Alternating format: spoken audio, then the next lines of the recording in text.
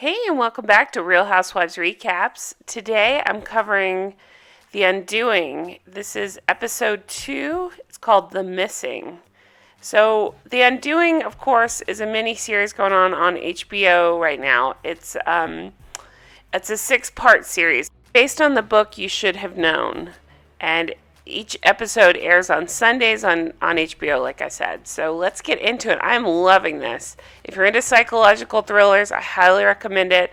So far, so good. Again, there's been 2 episodes out. The 3rd episode comes out on Sunday. So I can't wait to see what happens. Let's talk about episode 2. So we pick up with this episode where we left off with the last one, which is Jonathan has gone to this conference, I believe in Ohio, and he's left his cell phone behind, and the cops are kind of questioning all the moms about what happened with Elena. So she's trying to get a hold of him. So she's calling all the hotels and asking for Jonathan Fraser. She got put through to one that she thought was him, but a woman answered, so she freaked out, but it was a different Jonathan Fraser. She goes to talk to her son Henry, and she's asking if he's heard anything from Dad. Well, he explains that no, he stopped in before leaving for his conference and gave him a kiss on the head and said goodbye.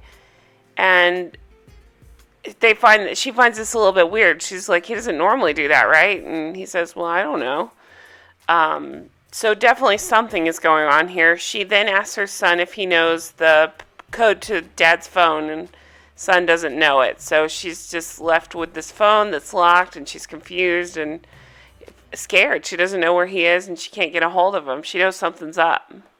She goes downstairs to watch some TV, and of course the news pops up about Elena. So she's just riveted by it all.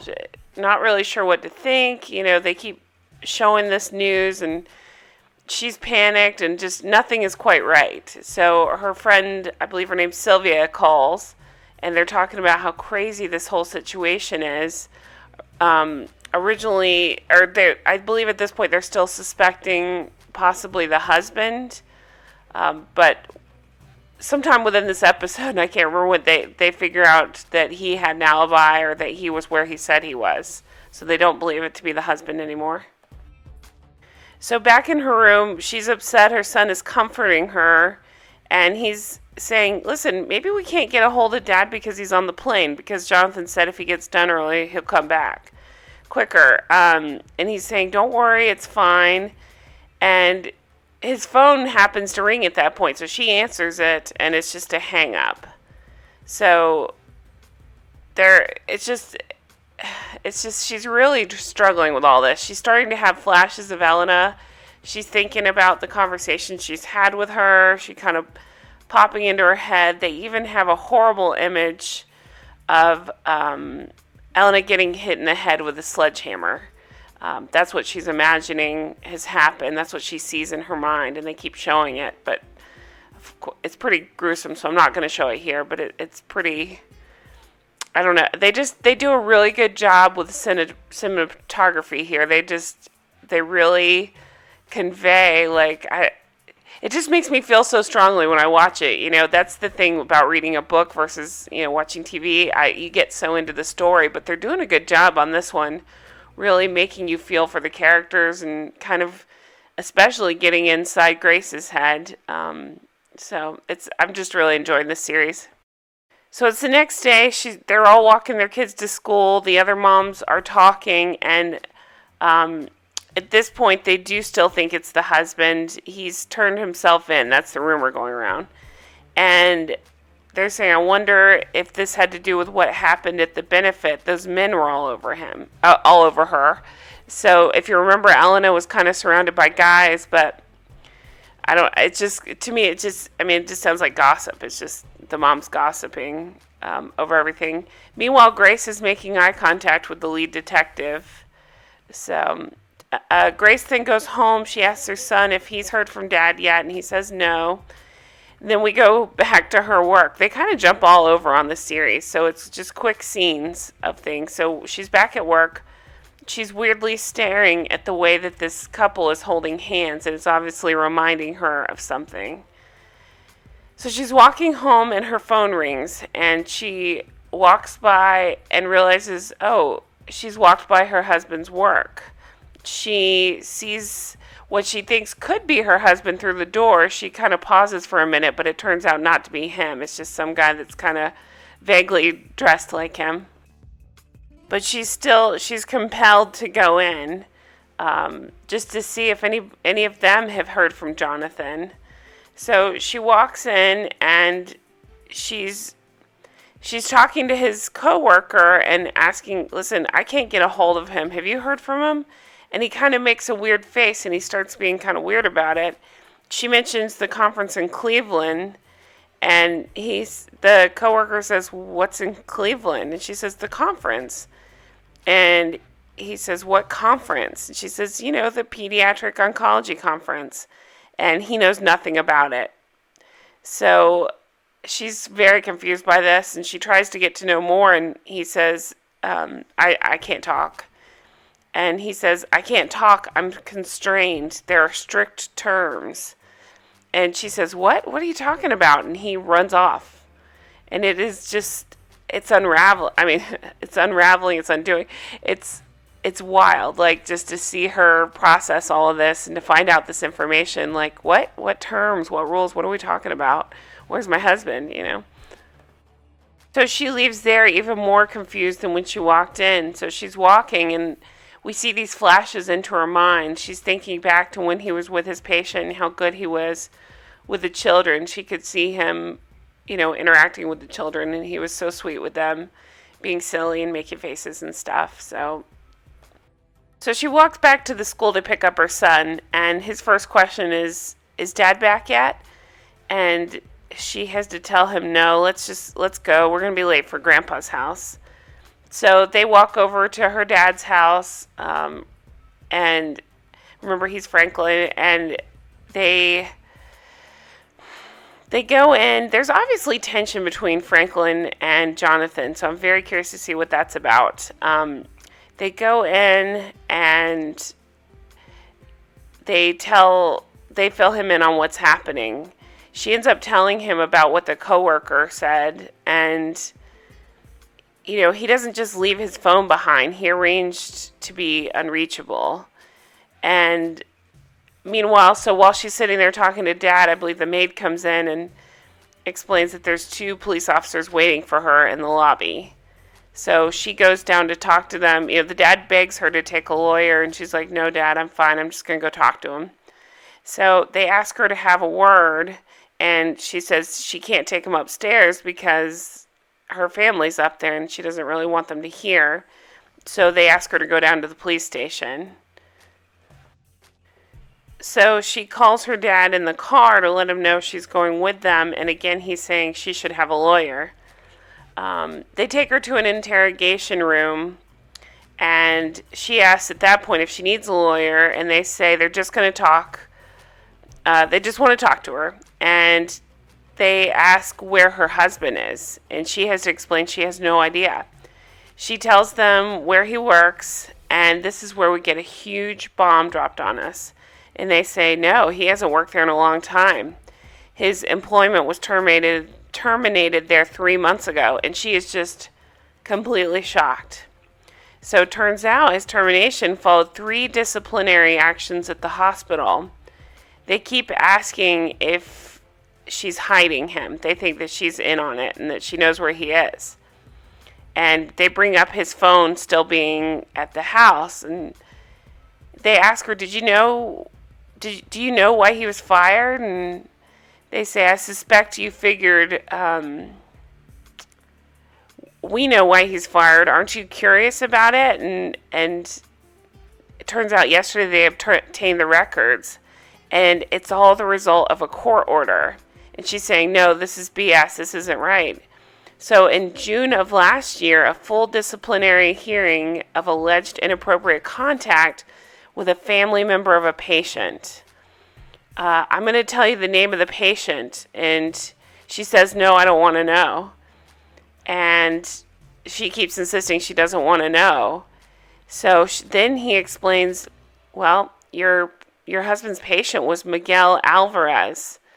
That's And then it was Miguel's mom, Elena Alvarez, that, filed these complaints and that this is a result of. So again, another bomb dropped on her. She had no idea. If you know something, this is the time to say it. And she freaks out and she says they have to either read her Miranda rights now or tell me I'm free to go. So with that, she walks out. And oh my gosh, this was just such an incredible scene. So much information dropped here. I couldn't believe it. I thought it was so interesting. I really like that lead detective too. I think he does a good job in that role, and it's interesting to see the two of them communicate with each other. And I just can't. All that information. Could you imagine just finding out all that stuff? It's just wild. Okay, so she walks out. Her phone rings, and it's her dad. She's meanwhile picturing Jonathan kissing Elena, like what that was like and stuff, finding out all this information. She says she'll stay with Dad tonight, but she has to go to her apartment to get a few things. She arrives home and she's completely shaken. She falls on the steps crying.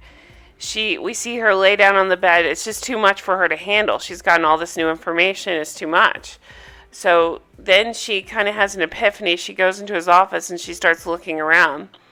We see her tearing through the desks, the drawers, the closets, just looking for any kind of information she can find. Now, when she goes through the closet, she finds this scarf in a pocket. And I was looking at this scarf, and I might be wrong, but she wore a scarf very similar in the first episode, I think with a purple dress when she was seeing clients in her office. So I don't know if that's her scarf or what the significance is, but I'm sure that'll come up later. She also finds this bottle of perfume, and she sprays it on herself, and she smells it, and immediately she has a flashback to kissing Elena. So it just kind of leads you to believe that it smells like Elena. So it's just hard to say. They do such a good job. They drop these clues, but then they give no other context. So you're just kind of left to figure out what that means. So the next day, she's walking her son to school, and the son says that he's worried the police think that Dad took out Elena.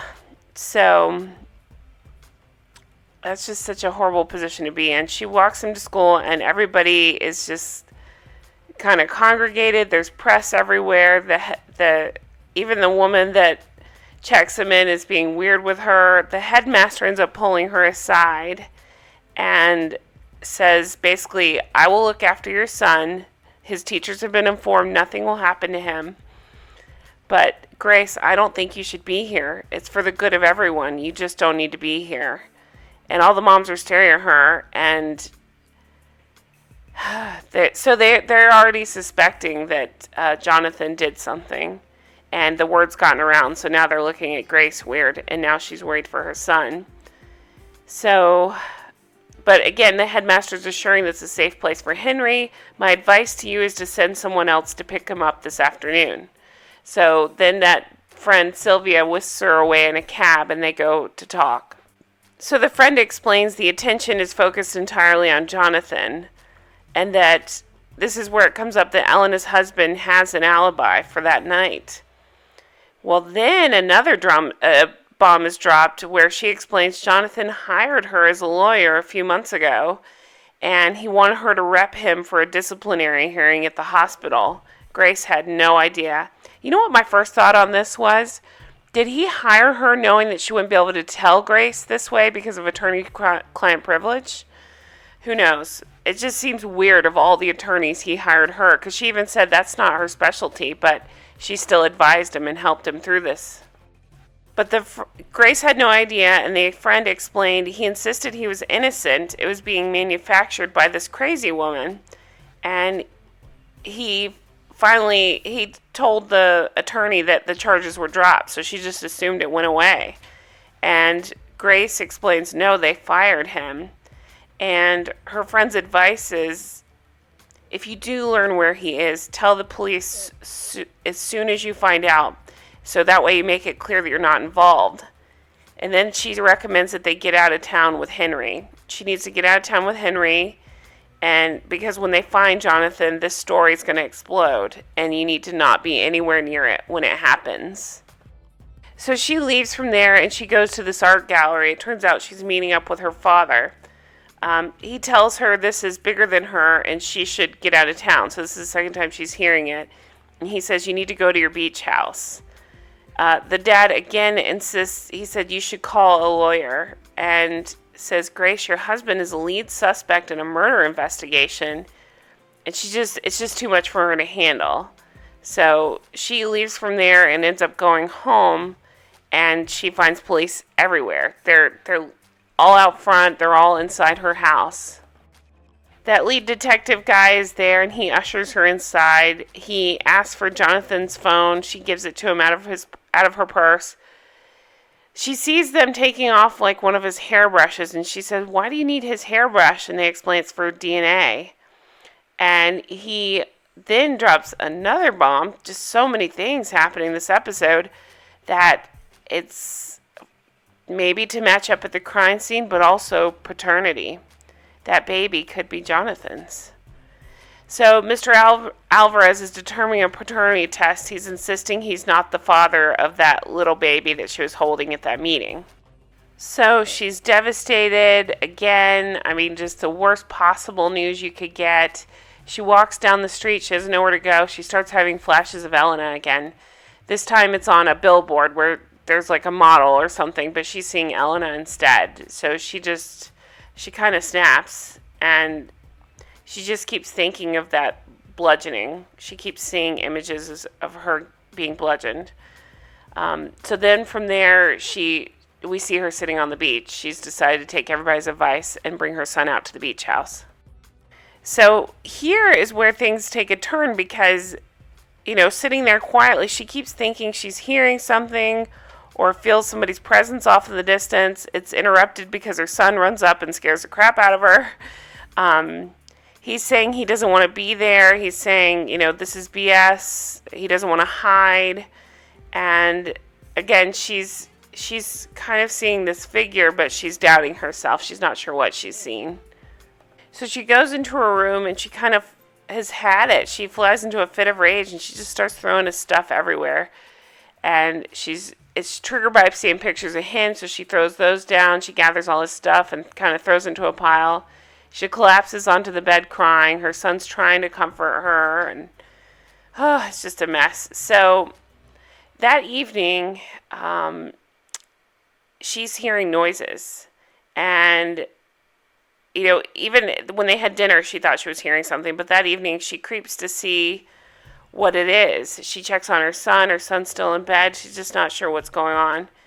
So we see her wrap a blanket around herself and sit outside, just to enjoy the peace for a few minutes, since she's just not sleeping very well. Well, at that point, the most shocking part of the episode, you see it from that person's point of view, and you think it's going to be her son that can't sleep either, coming out to see her. But in a flash, it's not her son. It's Jonathan.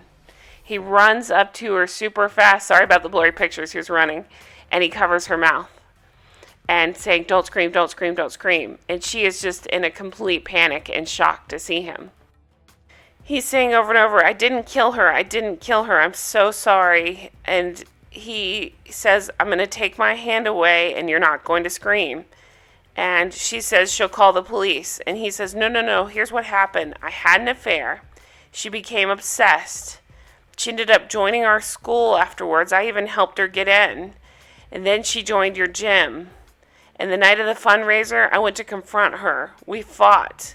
We had sex. I walked back to confront her some more afterwards, and she was dead. And he's saying, and she's saying, I'm in shock, and he's in shock, and he's saying, I did not kill her. And she brings up the whole getting fired thing, and he says, yes, that's part of the obsession. She did that. She made sure that I was fired. And at that point, the son comes out, and Jonathan goes to hug his son, and all of a sudden, she whips out her phone and she calls the police. And we hear her saying, my husband is a fugitive and he's here and I'm scared and you have to hurry. Oh, that scene was so well acted. This whole show is so well acted. It just was unbelievable.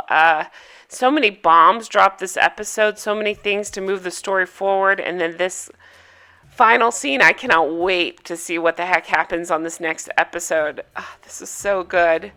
I was kind of surprised that she immediately pulled out her phone to call the police on him, but such a good episode. I thought it was just so well done. I love this one. Incredible, incredible acting. But that is it for episode 2. We have 4 more episodes. I cannot wait to see what happens. What else we find out, what the heck is going on. I'm really loving this. So I hope you are too. I hope you've enjoyed this recap. Leave your thoughts below. Let's stay spoiler free because it's fun for us all not to know what's going on. But leave me your comments. Let me know your thoughts. If you have a guess, that's cool. As long as we don't know the truth, I'm down with that. So thank you guys so much for watching. I so appreciate it. I hope you have a wonderful weekend and fantastic week ahead. Stay safe, stay healthy. And check out my other shows. I have all kinds of other shows I'm covering right now. From serious like this to just silly. I'm even doing The Mandalorian. My husband guest stars on that, so check that out because he's really funny and kind of nerdy. But thank you guys so much for watching. I really appreciate it. Have a fantastic day. Bye-bye.